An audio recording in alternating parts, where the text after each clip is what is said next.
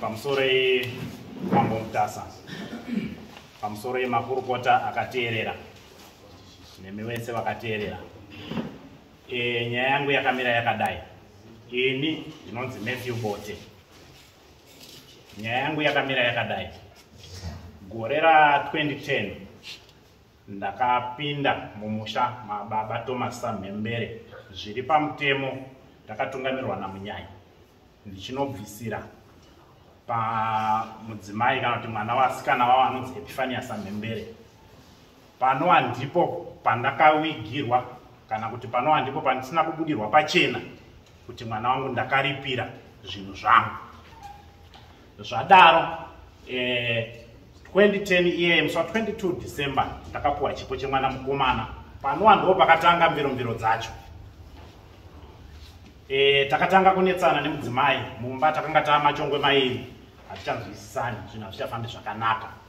Asi zvisinei ipapo chinhu chakatanga kundipa chenjedzo kana kuti kundiudza kuti munhu wauinaye uyu haasi wako. Munhurume akauya kuhope dzangu ndakarara. Ndiye akatanga kundiudza kuti shamwari, mudzimai wauinaye haasi wako, ndewangu. Iwe ndaifanirwa kunge ndatokuuraya ndisina kuudza izvi. Asi zvisinei ndakunobaya mwoyo waThomas Mhembere kuti akuudze, achakudaidza pasina mazuva matatu. Ende zvechokwadi zvakaitika saizvozvo. Runhare rwakabva kumusha kwaTezvara rukasvika. Zvechokwadi tikadzika. Tasvikako takauraya mbudzi, ndinoimba nemwanakomana wari panapa. Tapedza mabiko tadya taguta. Mukomana anoti Nwire akabuda ndokuenda pamashopu. Mai nemukunda vakanga vakagara vakabuda mukicheni mataire vakagara panze pane mukina. Tasara ina baba Thomas Samhembere vakatanga kutsanangura nyaya yavo. Vakati mukuwasha ndakudeedza pano. Ndine kasikireti kadiki diki kandida kuti ndikuudze kandakaita mwanasikana wangu. Ndikati baba, zvakanaka ndosaka ndauya, tsanangurai zvenyu. Baba Thomas vakatanga kutsanangura vachiti, zvaunoona mwanasikana wangu ndakamumisa kana ndakamuripira inonzi tsungo yemuzvarekadzi kuti azove mutongi, asi mafambiro azvinoita akadai. Iwe mukuwasha ndakudaidza kuti ndikuudze kuti utame kubva kumba kwenyu uye ugarire pano pamba pano kuti zvinhu zvangu zvizonyatse kufamba zvakanaka. Mafambiro azvichaita ndeyekudai. Iwe vana vauri kuzvara ava nemwana wasikana wangu uyu havasi vako, ndevangu, machifi angu edunhu rinonzi Marigidi. Vakatiratidza kune dunhu racho ndokwamuchazofanirwa kunge muchienda muchinogara ikoko. Vasati vapedza, mai vachinzwa zvichitsanangurwa vakawiruka nehasha kubva panze ndokuuya mumba. Vakatanga kupopotedzana nemurume wavo vakati, baba Sara, maudzirei mukuwasha nyaya iyi, manga musingafaniri kunge muchimuudza. Zvechokwadi vakapopotedzana. Paya ndikaona kuti semukuwasha pano kuti ndichadzivisa dziwo rambo yanaTezvara zvichaita. Chokwadi takasimuka zvakadaro achingotukana ine mudzimai ndokudzoka. Asi nyaya yakandiremera ndikati kwete, zvandaudzwa nedambudziko randakuona mumba nemunhu ari kuuya achindorotesa achiti shamwari mhuri yauinayo ndeyangu, ndo pane nyaya. Handina kuperera ipapo, ndakadaidzawo ndakanoudzawo baba vangu ndikati baba, ndo nyaya yandatambira kubva kwaTezvara. Chokwadi takazoronga nababa tikaenda tikasvika vakanotsanangura kuti zvechokwadi mwana wangu ndakamumisa inonzi tsungo yemuzvarekadzi. Sezvandakaudza mukuwasha kuti mhuri yauinayo haisi yako, iwe unofanirwa kuya uchigara pano kuti zvinhu zvangu zviite. Mafambiro azvinoita ndeyekudai. Pachabikwa doro, mwanasikana ogadzikwa parukukwe, iye murume uyu ogadzikwa pachikuwa. Hari yedoro yoiswa pamberi pemudzimai yokumikidzwa, yezvo iwe nyakatoto muchengeti wemhuri, mhuri yako iyi hariyo ichazosimudzwa yabva pamudzimai yochizopirwa iwewe murume kuchikuwawo. Ndo pakatanga zvechokwadi wana Jenasoro baba nababa Thomas Samembere. Ndinoimba pamashoko akabuda ipapo ainzi baba kana makamisa mwana wenyu nemusha menyu uye maakudza mukwasha kuti uye ugarire pano, zviri kureva kuti mwana nyanga asingafanirwa achibva papi pano. Vakanetsana zvechokwadi, nyaya ikaramba kupera, asi hazvina kuperera ipapo. Vakandimanikidza vakati aiwa mhuri inogarika nayo, asi munhurume aiuya achinditaura kuti mhuri haisi yako ndeyangu. Akataura akati tichapedzerana, mhuri yangu ndichatina. Zvechokwadi 2012 mhuri yakatinhwa ikaenda. Yaenda havana kuzvigamushira kuti aiwa mhuri yadzoka. Ndo pavakachisimuka vakachiti hazviperere ipapo. Iye anga ari mudzimai akasimuka akaenda kunondisungisa kukoti kuti ndimetene vana. Zvinova ndo zvinhu zvandasvika pano pamberi penyu mambo wangu Mutasi, kuti ndimi muenzanisi, ndimi magadzirise. Ndiri kubhadhara maintenance, ndiri kubhadhara school fees pavana vairi ava vandakanzi havasi vako, ndeve zvinhu zvangu. Mambo ndo mamirire akaita nyaya yangu. Ndosaka ndaya pamberi penyu nemakurukota yenyu nedare renyu kuti mundienzanisewo kuti ndinofirei mhuri iyi. Ini ndakanzi haisi yako, apa ndichibhadhara maintenance. Ndizvo here mambo wangu?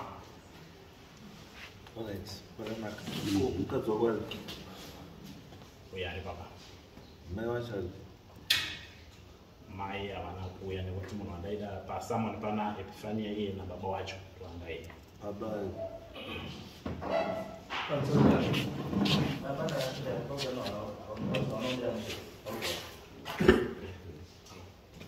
Saka akati ndichatuma mwanangu anaye unomirira nyaya zviyo.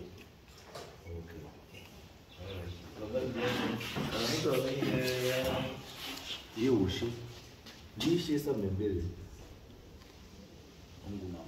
saka ndimai makamira mama. Saka zvatichabvunza panapa zvababa munogona kuzvipindura. Munodai mukwashagara pasunga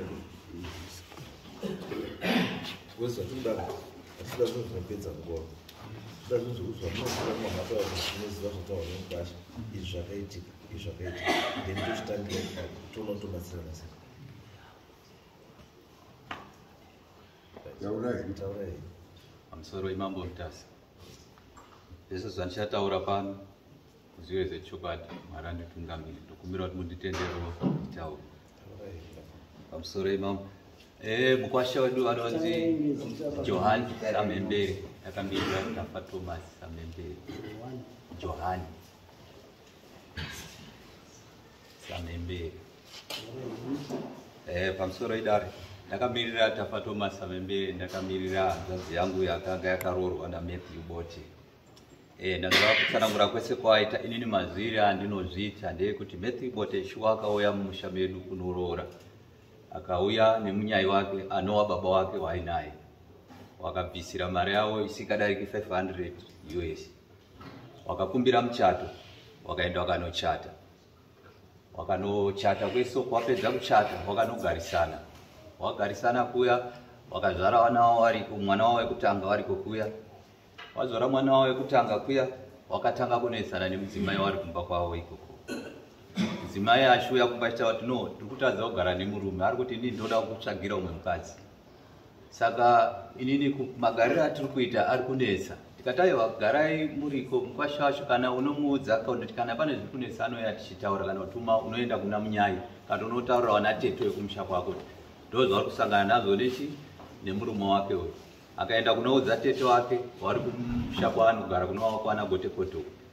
Tete wake wakati no, mukoma wangu nababa wacho ane hasha, vanoti inini munyaya dzedu musapindire.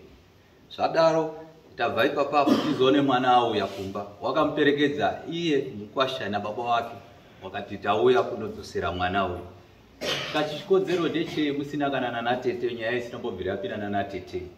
Ikanzayo isusu tauya kodzosapoti ndine munhu wandinorota ndakarara. Saka munhu yana kutaura kuti mukadzi wengozi mukadzi wangu. Tikati alright kana zvakadaro zvinhu zvakanaka Mukwasha. Ngatifambe tiri pamwe chete tizive kuti ngozi yacho iri kubva papi iri kuenda papi. Zvikanzi nawo isusu hatichakwanisi kufamba nemi. Isusu tangoya kusiya mhuri yenyu. Tikati alright zvakanaka ndobva waenda. Zvadaro kuti wadzokera kumba kwawoka. Right wana wari kugara kumba kwedu. Mai wacho ndobva ati no regai tiende kumaintenance kuti wana waende kuchikoro. Wana waenda kubhadharwa maintenance kuaenda kuno kumangara kwa Major Street kuti wabhadhare maintenance. After ipapo pakabhadharwa maintenance takabva taona samanesi rakabva kwa Mambo Saunyama. Tikati no isusu tinotongwa kwa Mambo Mutasa atiendi kwa Mambo Saunyama pa. Dai maoenda kwa Mambo Mutasa then tochitaurwa na Mambo Mutasa onzi endai kudarira muri kudikana kwa Mambo Saunyama. Then tinokwasa kuenda iko kwasi pasina izvozvo uko atiendi. Saka ipapo mazuva ndandisiripo baba ndiye anga aripo. Wakauya nechisimba wakasvika wakanotora baba zvechisimba wakamisa mumota. Wakaenda naye. Tikafona polisi nekwa DDC kuti ndo zvaitika kuno. Pane mapurisa Mambo Saunyama wauya kunotora baba kuenda naye kudare kwa Mambo Saunyama. Wakasvika ikokoko wakanotongwa neMambo Saunyama. Zvikanzi isusu toda kuziva kuti mataura uri kuita kuti nini mukadzi uyu ane ngozi. Pane pamakafamba here naTezvara muchizwa ngozi yacho kuti yakabva papi. Zvikanzi hatina kufamba. Saka famba ika kuti tione kuti ngozi yacho iri kubva papi. Zvikanzi aiwa isusu nyaya iripo ndeyekuti isusu zvandinorota munhu uyu nemaintenance yakaiswa ina handifani kubhadhara maintenance ba. Zvikanzi aiwa naMambo Saunyama iwewe unofanira kubhadhara mombe yababa nemombe yamai because handiti wakuti mukadzi aushadi kufamba kwacho hausi kuda. Ndobva yapera yakadaro. Tadzoka tanogara futi. Vatazoona samanesi rakubva futi kwa Mambo Hata. Uko kwa Saunyama wachadzoki. Rakubva kwa Mambo Hata. Wauya futi mapurisa Mambo Hata nemasamanesi. Tatoroti konyaya yakambotongwa kwa Mambo Saunyama kai. Ende isusu kwa mambo kwamuri kuuya hakusiko kuna mambo wedu ba. Zvikanzi izvi munofanira kungouyawo muchichingoedza sati tikati aiwa ikoko hatiuyi kusvika maenda kwa Mambo Mutasa ndokwatinokwanisa kuenda kudarire kwa Mambo Mutasa. Then pabvaita madays tobva tazoona mupurisa waMambo Hata achibva auya nemupurisa wake naye Mukwasha yeMatthew Hotel. Zvikanzi tauya kuti tinobvisa gupu. Ndobva wasvika mushameri tikati mauya kunobvisa gupu. Ndobva wasvika tikati gupu renyu tinodi tinotambira kuti imimi hamusisiri Mukwasha wepani. Ndobva wasiya gupu ravo ndobva waenda kubva kwavo. Tabva tagara paya. Izvozvi paita futi mwana arikuda kuenda form 1 next year. Ndokwatiri kuona samanesi kudzoka zvekuya kuti muri kudikanwa kudare kuno. Ndatenda muna. Rambai makamira. Pane zvamataura muri 2 wamene. Pane wana rundi nyembero. Fuku zvamutaura zvese zvikubatana. Uya utaura nyaya yekuti ndakarota. After ndarota ruchadaidzwa nababa. Ndobva ndadaidzwa nababa. Ndobva ndazoenda kwa baba. Ndobva ndasvika kuvataura yembudzi mataja. Baba wabva andisuma kuti mwana wangu ndakadai. But mimi pamakupa uye yenyu manje. Narration yenyu. Iyoyo pati kuti makaura yembudzi mukaita sei? Hapana. Baba alright. Baba akambodaidza Mukwasha. Kwete ana kumudaidza. Ko azichidhakwa chakaenda kubhawa chikabuda wamwe wakasarora kuuraya mbudzi nekuya mbudzi. Ndiya? Ndafunga ari kutaura ini asi ndandisiripo. Mamusiripo. Ndosaka ndati nyaya iyi kai. Pamatanga nyaya iyi. Ndati zvandichabvunza muchagona here kupindura. Mukati muchagona. Indi mukati mauya makamirira baba. Saka ini ndakakutarisai ndiri kuona baba. Saka ndikakubvunzai chinhu kandi I expect an answer iri straight. Buzu yataura kuti ndakazibva kwauri uyewo wake pamusha penyu. Andrew. Saka imimi hamusi makazvitaura. Kuti ndirambe ndichikumanikidzai kukubvunzai kuti ndiyo here wakataura izvo. Zvira zvinobatsira ndichiti waste time. Because imi muchangoramba muchiita hamuna zvamunoziva. Because nyaya yataura pane nyaya chaipo imi mapanzvenga yegupuro is not an issue darimo yegupuro is not an issue ndeyekuti uyu murume uyu ari kutora kuti ndakaiswa mugariri kumusha kwenyu. Saka kana uri mugariri, what it means ndezvekuti une murume wako kare wawakapiwa a spiritual husband wakapiwa kare, uri murume mukadzi iyeyo atori nemurume wake kare, ende kakawanda murume yanenge ari murume wengozi andizvo. Saka anogara mumusha haarori. So kana taakutsika dzedu dzichiwana, mukadzi iyeyo wana wese waanozvara whoever wazvara nawo, murume iyeye wana havasi wake, ndekuti wana ndewengozi. Saka iwo chako kubaritsa badzi, asi wana havasi wako. Akamaidzwa nyaya. Saka uyu murume uyu nyaya yake pairi ari kuti inini ndakuendeswa kumaintenance kuti ndibhadhariswe maintenance yewana wandiri kunzwa natezvara kuti hawasi wako wana wengozi. Saka unofanira kunga rugadzira mbhadhira maintenance ingozi. Ndozvekutaura nechii nemurume. Asi iwewo ndakuvhunza manje kuti zviriko here izvi kumusha kwenyu kuti uyu musikana uyu harori, uri kunzvenga, uri kumhanya kuenda kotaura zvegupuro. Yes, gupuro, kana gupuro rakatoya, it simply means customarily hapasina marriage, havasiri murume nechii nemukadzi. Asi pane chinhu chiripo chiri kuvadhonzera pamwe chete kuti oramba waripo vachionana wana.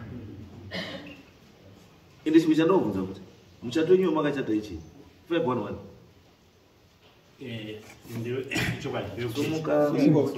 wakachata 511 here? Regai nditi wakachata 511 here, yes or no? Tikubatsire zvada kubatsira. ipapo ndauti tsanangure mambo 511 hatina kuratidza because hauna bepa izwa shamwari. Saka usi muchato, saka usi muchato, saka chigara ukazi hauna muchato. Hakuna muchato unozi hauna pepa because inzwa ndosaka kune chapter chi i511 ne chapter 37 andiko ndiwo mapepa etikutora nezvavo Mine mapepa kuti une here chawakachata pane zvetikutora 37 511 nechi. hapana mambo. Shiripiti rakatotanga musi wemuchato, takanzi takuchata zvikatonzi nafata. Nhasi hamusi kusaina muchato, muchazosaina. Takachata muri muna August, zvikanzi muchazosaina muna December. Ndo pandakatoona kuti ndo pane shiripiti racho matangira rakatoita. Hatina bepa uyu fata wakakuti uchazosaina muna December ndifata weRoma. Nekuti mazuva acho mamwe pane zvaitochinjwa, hanzi pane zvaishandurwa pamapepa emuchato mazuva acho. izwa shamwari, izvozvo izvika andita the marriage act yakaamendwa, andita yakaamendwa. Saka kana muchitwa amendment ka amendment iyo doesn't come into effect kusvikira yapera. It has to go through the whole process. It goes through parliament. It is zvese kusvika yazonzi ichi wamutemo. Andita paunonzi wamutemo ndo paunotanga kushanda. Hautangi kushanda usati wamutemo. Saka kana fata achitautazi tumbombira kuti usaine because mutemo uda kuchinjwa. zviidiba Makambozvizwe saka iwewe pache zvako sagweja sei wanga usikanyumwewo kuzoifana kunyumuka unozwa chata hauzwa upi pepa mnyumodi panepo munhu wacho akakuchatisa unombochatisa here nemarriage officer in the first place. Aiwa, saka marriage officer must know this. Inini ndiri panapa ndakatsvenwa izvozvo kuita marriage officer. Handiti asi handisi kukwanisa kuzviita izvozvo because pane chimwe chinhu 1 or 2 chandakamirira kuti chitange chaita ndokutanga kuita basa rangu. Asi I am now a trained marriage officer ndakagara pano. Asi handitange kuita basa ndisati ndaitwa ndapikwa zvinhu zvandinofanira kuti ndiite. Ndosaka ndakamira. Asi uyu kana agara ari marriage officer achitochatisa wanhu, chakakutadzisa kuti akupetsamba chii iwe wachata 2010 wakachatirepi paRoman Catholic Munyanga. Roman Catholic Munyanga. What do you know, witness? Ya walipo. Mukadzi wako ngakatopfeka gauni. Atopfeka. Akatopfeka gauni. Pamberi pekereke. Mberi pekereke. Wapedza wabva wanyimwa tsamba. Batapedza. Hapana.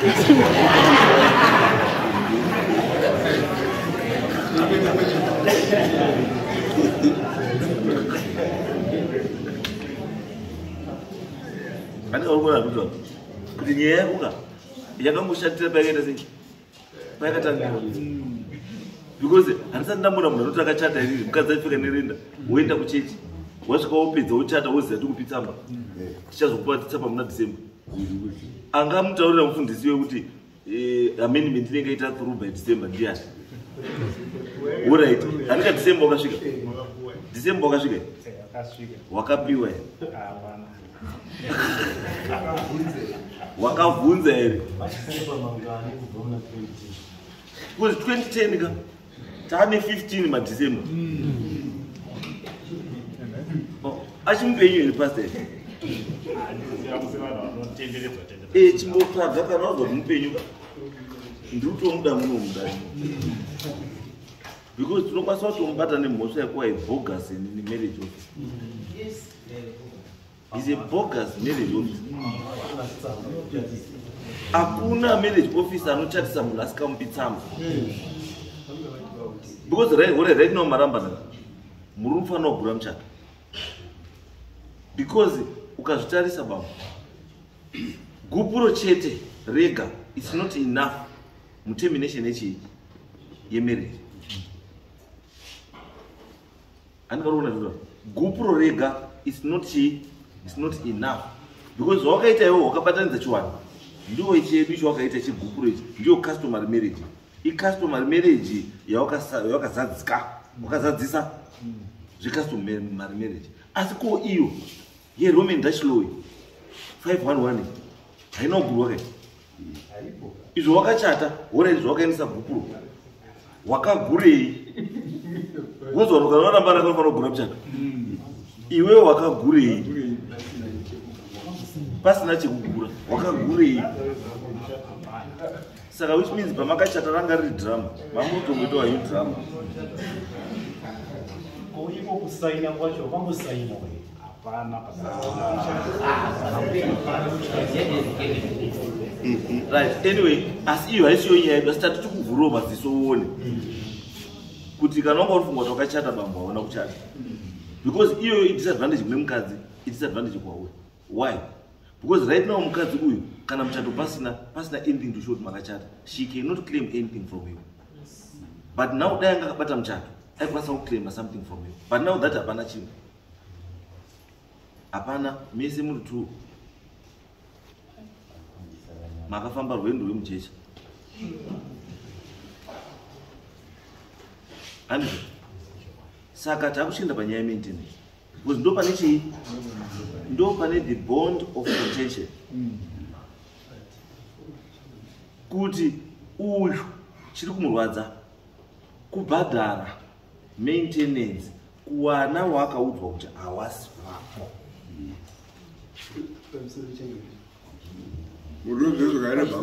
Ndatokumbira kubvunza kuti mukorori wasamhemberi kuuya kwamaita makataurirwa here nababa kuti zvesvosva mukunda kana kuti hanzvazi yenyimi haifanirwa kurowa kwete handina kutaurirwa pese pakaunganwa paitwa zvembudzi hamuna kuzvizwawo beni hatina kutongozvizwa.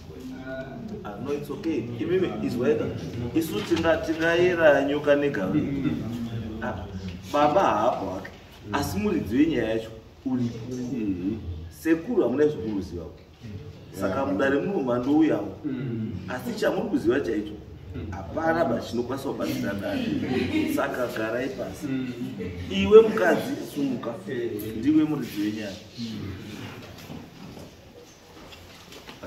handika wanga wakagara wakateerera ukazwa zvese zvazvikutaurwa nditi nyaya yedu waizwa handiti kuti nyaya yedu tinoda tizive kuti baba wakataura here zveshuwa kuti iwe hauroorwi kana uda kuroora uyu murume achida kuroora iye anofanira kunge achitama umba kwake achiuya kogara kumba kwenyu kwawanga uri kuzi iwewe wanga wakaromberwa kuti uzoite ishe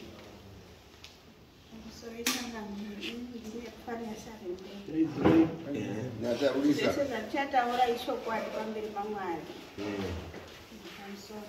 Yes. Ini Epifania taura hako. Ini pandakatanga kudanana naMatthew takadanana kwegore nehafu. Ndobva azouya ndiri kuda kuziva pane chii pane baba nyaya vangu yedu. haana chaakandiudza. Baba wenyu haana Haana chakakuudza. chaakambotiudza. Hamunobvira mamboenda kumba kwenyu kugarawo mbudzi. Haana. Hamuna. Hapana mbudzi yakambourayiwa. Kuenda kwatakaita kumba takatoenda nababa wake achinoti taane mari achiti igupuro iri. Baba abva ariramba gupuro iroro. Ndobva watora mari yavo bva wadzoka navo vatazvaarese kumba kwaMatthew. But uyu Gupuro rakazoya last year muna April. Ndopakazoya negupuro abva kwachifara. right. Asaka gupuro rakatambirwa. Gupuro rakatambirwa. Imimi izvozvi muri kugara uku. Kugara kumba kwedu kwaSamupere. KwaSamupere. All right. Isusu tinoda chokwadi. Hatidi kunyepewa. Ndosaka ndataura kuti from the word go pakati penyu muri 2 pana kunyepa. Pana kutaura chokwadi. Saka inini I expected kuti iwewe seuye ndiwe person ari panyaya, ndiwe uri pakati penyaya iyi, ndiwe waifanira kutiudza chokwadi. But ndiri kuona kunga iwewe haunawo chokwadi. Une zvauri kuwanisawo. Zvausina kutaura. Aiwa handisi kuwanisa ndinogara chokwadi. Nyaya iripo ndeyekuti Matthew aiti ndiri kurota munhu wemurume achiti uri mukadzi wangu kuti avengi. Achindishusha. Achiti iwewe. Ndapazwa pekurota ndapazwa. Saka iye ayosvika akufamba mumaprofiti. Epifania, nyaya yangu haisi yekuti yekurota. Ati ndakarota ndichitaura nomumwe murume achiti mukadzi wanawa ndewani? Ndewangu. Mukadzi worugara naye ndewani? Ndewangu. Uchadaidzwa after 3 days natezvani. Akazodaidzwa. Paakadaidzwa pakatourayiwa nechii? Nembudzi. Mukwasha muri kudya mbudzi nesadza. Handizvo? Baba wakabva wapinda mukwasha chiuya kuno ndikutaure kasimo chii? Secret. Kakati mwana wangu ndakamurombera kuti azoite chii? Ishe. Aita ishe, iwe unofanira kubva kumba kwako uchiuya kupi? Kuno. Mubva maenda kutsungo ndokwamuchadii? Kwamuchawapira. Asi wana wamakazvara nechii? Neuyu awasi wako, madzishe angu. Andizvo zvataura here munhu? Andizvo? Right. Saka kana zvakadaro manje, imi muri kuti zvese zvataura nemurume kuti akadya mbudzi kumba kwenyu mukati kunyepa. Asi baba mai akazozi akabva kunze abva azwa kuti baba wakubeura gure. Akauya akapopota kuti sei makutaurira chii? Mukwasha. Munoda musadii? Saka uyu unourota. Matthew chakaitwa ndechekuti paakataura nyaya yake kuti ndiri kurota akatanga kufamba mumaprofiti. Maprofiti andinoenda ndati zvaari kuti akaita paumba zvakaitika paumba penyu. Hapana chakamboitika pamba pedu. Hapana chakaitika.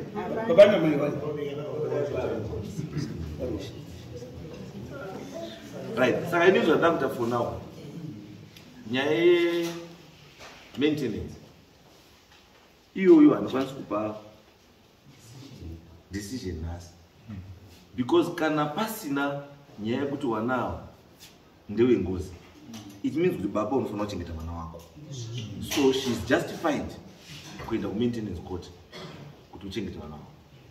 Saka iwewe nyaya iripo manje ndeyekuti uprove iwe kuti wana ndewakwera, chienda ku DNA test. Yonoprova DNA test kuti wana ndewakwera. Izwa kana yaprova kuti wana ndewako, handiti, it means kuti you have to continue paying maintenance yewana because you are the biological father. Anokarwa. Asi uri muprocess yekuita izvozvo, chiramba uchita maefforts yekuprova kuti although being the biological father wewana. The actual and spiritual father of these kids. Saka tried law inoti. It is the duty of the complainant to prove beyond reasonable doubt kuti zvaari kutaura ndochokwadi. Harisiri duty redare to prove kuti mwana ndewengozi. Asi iwe ndiwe unofanira kuprove kuti sei uri kuti ndewengozi, because already isusu chatokwanisa kubatsira nacho ndechekuti takuenda out of our way, because isusu tichida kuti katatanga nyaya iite sei ipere. Tichatuma mwana wangu idare rino kuti wauye kuna baba, wogara pasina baba, wotaura nababa mese muripo.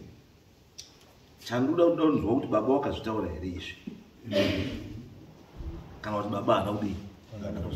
I need to prove kuti pakati penyu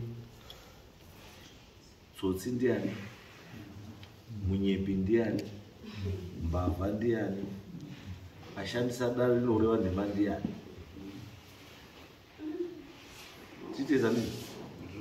Then tadaro iwewe nababa muri two, you need to prove kuti iwe ugutsikana. Hatiendi kun'anga yako, hatiendi kumapostori yako, hatiendi kusvikiro rako. Kana mawirana nababa munofanira kuenda mese kusvikiro riri independent rokuudza chokwadi chiri pamwana upi.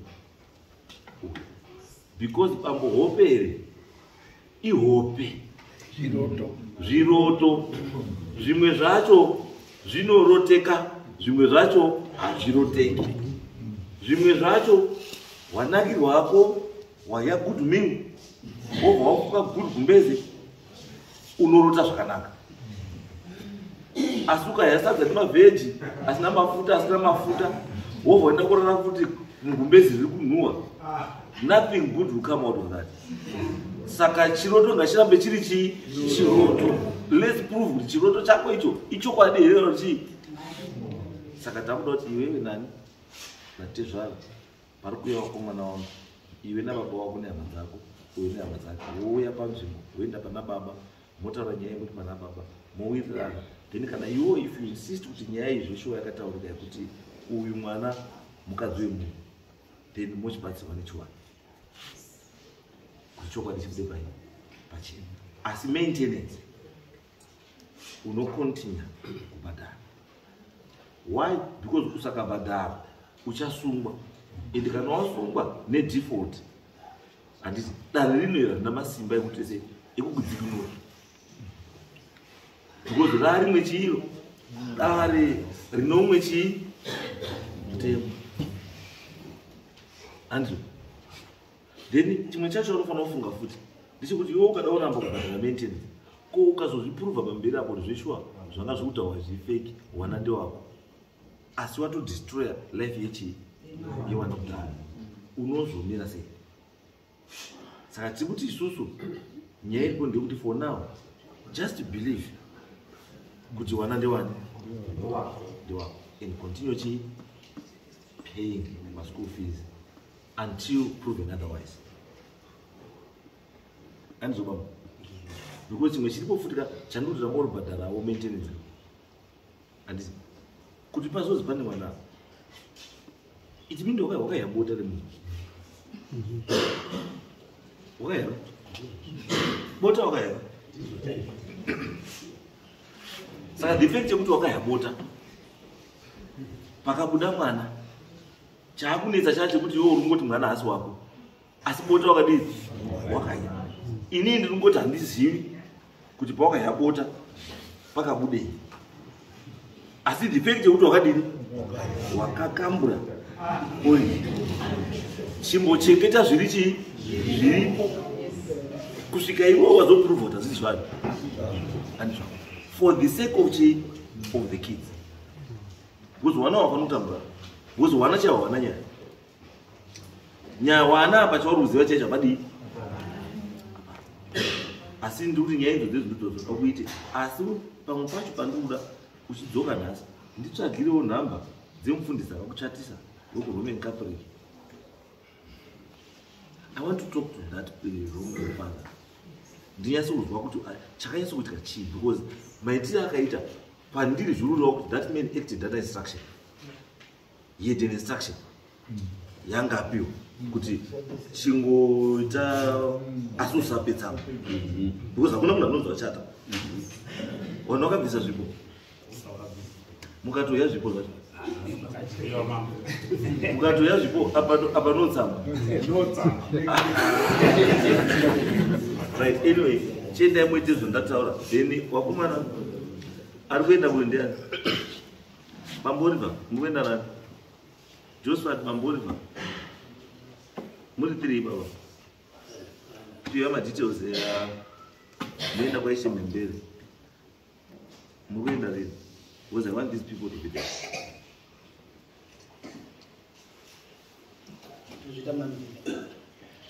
November nengira idareke.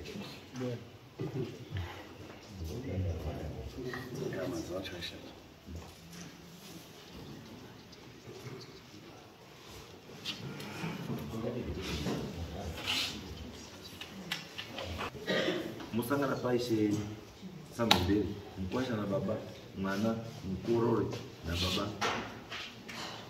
Ne one or two other people. No wakomana wakutoya kusichuzi.